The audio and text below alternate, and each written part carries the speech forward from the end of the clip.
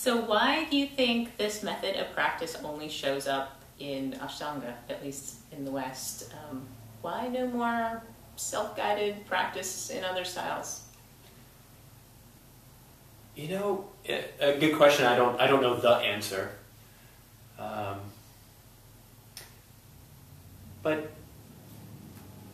I think it has to do with cultural differences more than probably anything. From a teaching point of view, I can't imagine not teaching the Mysore sort of method, the self-practice method, because it allows for so much room and space for the student, for the teacher, for development, for adjustment, for conversation if it's appropriate or necessary, or, you know, detailed information if necessary. You know, why it doesn't show up in other practices, I think they've evolved and developed in a way that that just led them there. The numbers were there sooner, earlier, in larger numbers, you know, and mostly I think you kind of have this divergence between sort of Iyengar-like methods and, you know, Ashtanga-like methods. And to be honest, Ashtanga kind of didn't gain popularity until much later.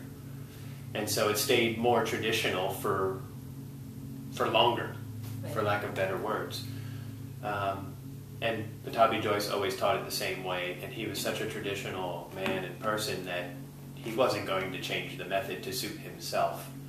So, and it's not to say that other people, you know, did, you know, from that, you know, to suit themselves. I don't know why, but to deal with numbers, to deal with masses of people, and Pattabhi Jois just continued to teach it the way he taught it.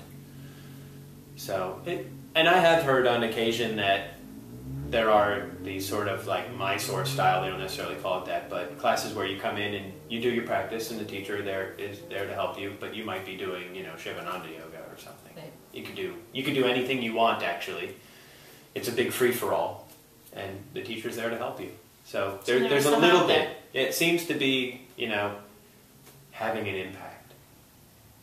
Okay. So when you come into a Mysore class then as a beginner, you explain, you get a little piece of the practice and you work on that, and at some point you get some new things to work on, and maybe at some point you get to a place where you feel stuck and things don't seem to be opening and you're working at it every day and it just doesn't feel like things are changing. And I know this is one of the questions that I get from students often. Why wait? Why stay with the Mysore method and wait for things to open before you get the next posture, as opposed to a style where a teacher might just modify things and go all the way through with everyone at the same pace? A good question, and I run into this a lot myself. And I have to be fair, there's pros and cons to both. Right. So I try to lay those out as opposed to say, you know, certainly not one right, one wrong. So just to be clear, you know, the traditional Mysore method is you gain a posture. You go basically until you can't do a particular posture. And at that point you stop and you do finishing poses or your finishing practice, whatever that is. And then at some point when you can do that pose, the teacher gives you another pose. So we're basing our conversation off of that.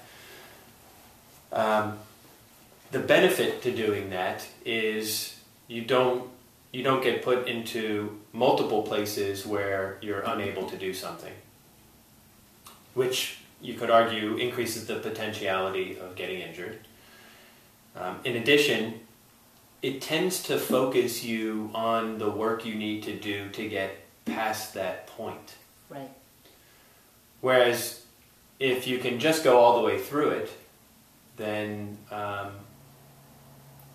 people tend to not work on the areas that they actually really need to work on, because there's no sort of carrot being thrown out there. Right. So the next pose is a little bit of the teacher having a carrot to dangle out there to make sure the student is actually working diligently and thoughtfully about, you know, what it is they need to work on. And it is true also sometimes that poses that come after a particular pose that you can't do will actually benefit that pose. So that would be a place to argue in the other direction of, certain poses, if you skipped a pose and you did work on the following poses, it would help you. Right. So that does exist in certain sections. But, we're also just taking a pose and kind of putting it into a vacuum of a pose, you can't do a pose, don't do any more. And the truth is you have to keep it all in context of the overall practice and the person and their personality and all of that. So that would be a benefit of the style of practice then. As a teacher, you'd always have the freedom to make that call that something that comes later is a benefit to whatever is keeping them there, and you might decide that that's a time to add that next posture and incorporate that into their work. Exactly. And something I talk about in my little intro to Ashtanga workshop, which is, all of the things that people say are bad about Ashtanga. And, just to say, one of them is that people get injured a lot. Ashtanga injures people is usually how it's sort of conveyed. I tend to remind people that, a posture doesn't even exist until you do it. I think one of the key places where the whole thing goes wrong is that people are often thrown through a primary series before they're ready. Basically, doing a whole bunch of poses that they can't do, or they're trying to do and they can't do because they haven't created all of the openings that would come before it, and so they get injured. And so, just to tie that back into the benefit of doing the Mysore, taking your time. And it's a cultural thing also. We kind of want to do it, number one. We don't want to be told we can't do something. And we also, we want it to change right now. If we could take a pill and be able to do all of the yoga, we would probably take it here in the West. And never mind that the real practice is what you learn by waiting. Exactly. Yeah.